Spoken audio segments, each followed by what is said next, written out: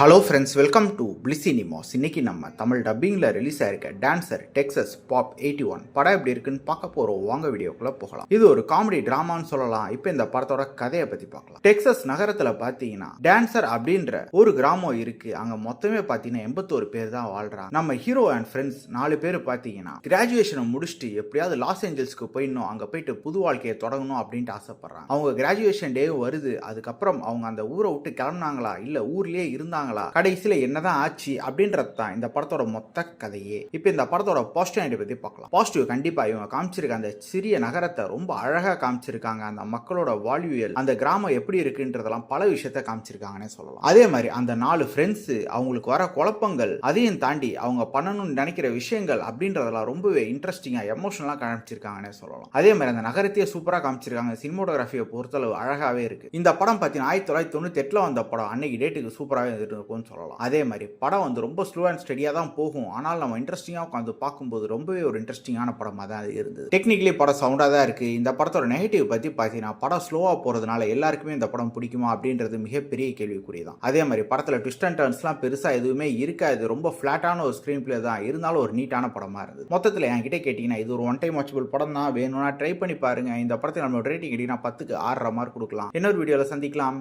Thank you.